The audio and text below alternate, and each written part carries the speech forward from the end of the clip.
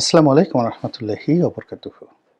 সম্মানিত দর্শক, আপনারা ইতিমধ্যে জেনে গেছেন যে মার্কিন যুক্তরাষ্ট্র জামাতকে বন্ধু বানানোর জন্য চেষ্টা করছে।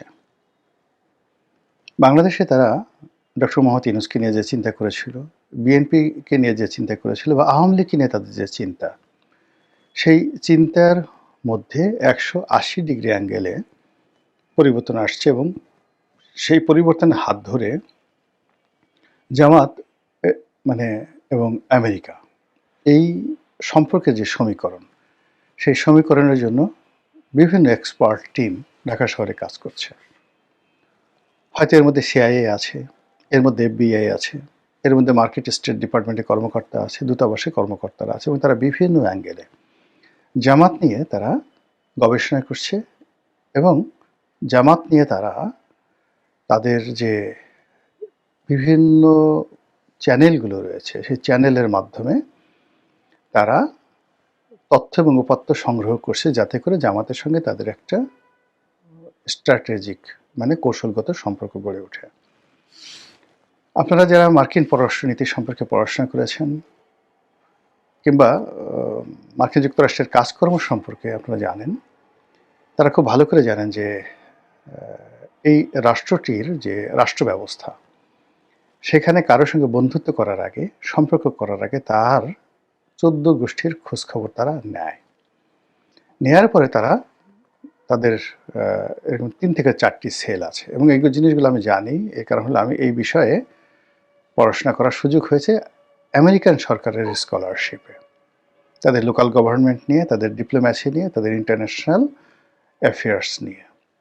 তো কাজে এই বিষয়গুলো আমি যেভাবে বলছি, যেভাবে ওদের কাছে দেখেছি, সেটি হলো ধরুন তারা জামাতের সম্পর্কে জানতে চায়, বন্ধুত্ব করতে চায়, জামাতকে নিয়ে ভালো কিছু চিন্তাভাবনা তারা করতে চায়। তো সেক্ষেত্রে তারা কি করবে, বাংলাদেশে যারা জামাতের পক্ষে লোক আছে তাদের কাছ থেকে তথ্য নেবে, উপাত্ত নেবে এবং তাদের চিন্তা চেতনা, অভ্যাস, খাদ্যাভ্যাস ইত্যাদি তারা দেখবে। এই গেল একটা গ্রুপ। এরপর হলো জামাতের যারা বিরুদ্ধ গ্রুপ আছে, প্রতিপক্ষ, তারা। এরপরে সমাজের যারা বিভিন্ন শ্রেণী পেশার মানুষ আছে, তাদের সঙ্গে তারা মিশবে। মেশার পরে তারা ভিন্ন ভিন্ন অ্যাঙ্গেল থেকে, যেমন দেখা গেল যে এই যে ৪ জন নারী সাংবাদিকের সঙ্গে যে কর্মকর্তারা বৈঠক করেছেন, তো এই নারী সাংবাদিকদের মধ্যে একজনকে তো আমি জানি তিনি জামাত বিদ্বেষী লোক। জামাতও তাকে পছন্দ করে না, সেও জামাত পছন্দ করে না, যাকে বলা হয় বিএনপি। তো সে জামাত সম্পর্কে কি বলে, অন্য নারীরা কি বলে, এবং তারা এই যে তাদেরকে ডেকে নেওয়া হয়ে গেছে, ডেকে নেওয়ার পরে তারা যে গোপন কথাগুলো শুনেছে যে আমার সম্পর্কে, ওটা তারা সহ্য করতে পারেনি, ফলে ওটা তারা প্রকাশ করার জন্য, বিভিন্ন মানুষকে জানানোর জন্য তারা পাগল হয়ে গেছিল। এবং এটাই হলো যাকে বলা হয় আমেরিকার গবেষণার একটা যাকে বলা হয় পদ্ধতি। তো এর মাধ্যমে ওই মহিলা সাংবাদিক বা অন্যান্য যারা আছেন তার সঙ্গে যারা ছিলেন, তারা হয়তো বুঝতে পারেননি।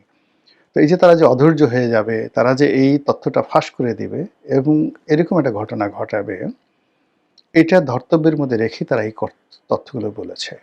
ইট মিনস জামাতের যারা প্রতিপক্ষ তারা জামাতকে ভীষণভাবে ভয় করে। জামাতের যারা প্রতিপক্ষ তারা জামাতের নাম শুনলে তাদের শরীর রিরি করে ওঠে, পাগল হয়ে যায়। এই জিনিসটি আমেরিকা বোঝার চেষ্টা করলো। সেকেন্ড থিং হলো, এই গ্রুপটা কিন্তু আবার জামাতকে যারা পছন্দ করে তাদের সাথে বৈঠক করবে না, এরা এদের রিপোর্ট স্টেট ডিপার্টমেন্টে পাঠাবে। এভাবে অ্যাটলিস্ট ৭ থেকে ৮টি সেক্টর ভাগ করে তারা একটি জাতি বা একটা গোষ্ঠীকে কখনো ব্ল্যাক লিস্টেড করে বা কখনো গ্রিন মার্ক দেয়। তো যেহেতু জামাতের সঙ্গে তারা একটা সম্পর্ক স্থাপন করতে চাচ্ছে এবং এটা তারা শুরু করেছে সেই ২০০৯-১০ সন থেকে, জামাতও শুরু করেছে, আমেরিকাও শুরু করেছে এবং এটা এখন চূড়ান্ত পর্যায়ে, এবং এই চূড়ান্ত পর্যায়ের এই সম্পর্ক স্থাপন করার জন্য আমেরিকা কাজ করে যাচ্ছে। তো সেই কাজের ধরন এবং প্রকৃতি আপনারা দেখেছেন। এবং এই নির্বাচনের এই সময়টিতে, হঠাৎ করে এই সময়টিতে আমেরিকান সরকার যে তোড়জোড় করছে জামাতের সাথে সম্পর্ক স্থাপন করার জন্য, এর অনেকগুলো কারণ আছে। এর প্রথম কারণ হলো যে কৌশলগতভাবে আমেরিকার সঙ্গে বিএনপির ওইরকম সম্পর্ক স্থাপন হয়েছে, এটা বোঝা যাচ্ছে না। বিএনপির সঙ্গে কানাডার এবং আমেরিকার সম্পর্ক সেই ২০০১ সন থেকেই খারাপ। তো সেই সম্পর্ক উন্নয়নের জন্য বিভিন্ন সময় বিএনপি হয়তো চেষ্টা করেছে, কিন্তু তাদের চেষ্টা বেশিরভাগ ক্ষেত্রে রাষ্ট্রদূত পর্যায়ে রয়ে গেছে। আর আমেরিকার স্টেট ডিপার্টমেন্টের এই বাংলাদেশ ডেস্ক পর্যন্ত ছিল, আর হোয়াইট হাউজের যে প্রেস উইং সেখানে গিয়ে মুশফিক ফজল আনসারীর মাধ্যমে প্রশ্ন করা এবং আওয়ামী বিরোধী প্রশ্ন করা এবং উত্তর পাওয়া, এর মধ্যেই তারা তাদের স্যাটিসফ্যাকশনটা রেখেছিল। কিন্তু জামাত সেটা করেনি। জামাত সেখানে শক্তিশালী লবিস্ট নিয়োগ করেছে, তাদের লোকজন অনবরত সেখানে কাজ করেছে এবং মার্কিন চাহিদা অনুযায়ী, মার্কিন যুক্তরাষ্ট্র যা চায় সে অনুযায়ী জামাত তার শ্রেণী চরিত্র পরিবর্তন করেছে। এই যে জামাত যে হঠাৎ করে তাদের হিন্দুদেরকে তাদের সদস্য বানিয়েছে, তাদেরকে মনোনয়ন দিয়েছে, মহিলাদের ব্যাপারে তারা এখন যে উদারনৈতিক কথাবার্তা বলছে, তারা যে এই শরিয়া ভিত্তিক একটি সরকার প্রতিষ্ঠা করা বা শরিয়া আইন প্রতিষ্ঠা করার যে তাদের অঙ্গীকার, এই জায়গা থেকে তারা যে সরে এসে একটা মডারেট রাষ্ট্র গঠন করতে চাচ্ছে, একটা সাংবিধানিক সরকারের নেতৃত্ব দিতে চাচ্ছে, এটা আমেরিকার ডিজায়ার এবং এটা তারা কমপ্লাই করেছে। কমপ্লাই করার পরে এখন আমেরিকা জামাতের ব্যাপারে ভীষণ রকম আগ্রহী হয়ে পড়েছে।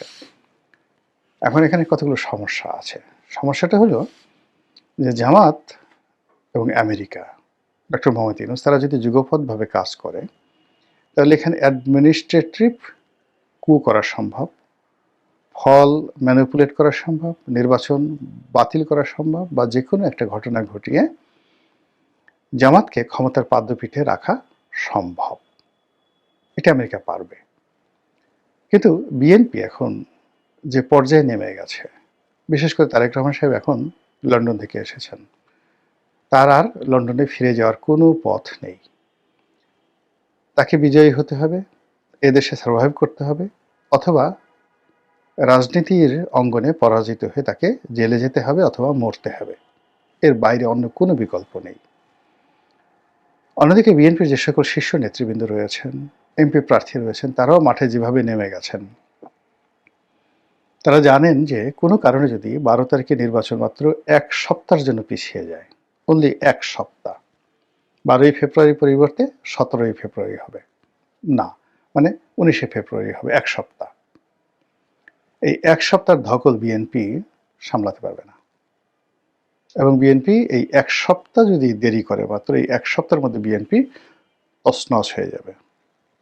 এবং এই ১ সপ্তাহের মধ্যে রাজনীতির অঙ্গনে আওয়ামী লীগের সঙ্গে জামাতের সঙ্গে এনসিপির সঙ্গে ডক্টর ইউনূসের সঙ্গে দিল্লির সম্পর্ক যদি হয়ে যায়, আশ্চর্য হওয়ার কিছু থাকবে না। কারণ আমেরিকা আর ভারতের যে সম্পর্ক এই মুহূর্তে, এটা বিপরীতমুখী। কাজে আমেরিকা যে পক্ষে বেশি আগ্রহ দেখাবে, ভারত সঙ্গত কারণে তাকে কাছে টেনে নেবে। এটা হলো স্বাভাবিক বিষয়। তো এখানে অনেক জটিল, ভীষণ রকম জটিল মানে পরিস্থিতি কাজ করছে। ভারত এই মুহূর্তে ধরুন সবাই বলছে যে বিএনপিকে একটা করিডোর দিতে যাচ্ছে। সবাই অভিযোগ করছে যে দিল্লির সঙ্গে একটা দস্তখত দিয়ে তারপরে তারেক রহমান সাহেব বাংলাদেশে এসছেন। জামাতের লোকজন তো প্রকাশ্যই বলছে যে দিল্লির দাস হয়ে আসা হয়েছে, এই ধরনের কথাবার্তা।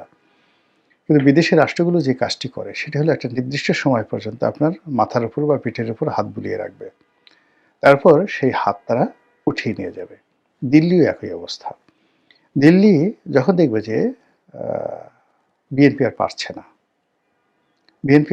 না, তো কাজেই বিএনপি, দিল্লি, আওয়ামী লীগ যে সমীকরণটি এখন যদি দিল্লি করে থাকে এবং তাদের মাথায় সে চিন্তা এসে থাকে, সেই জায়গা থেকে তারা সরে যাবে।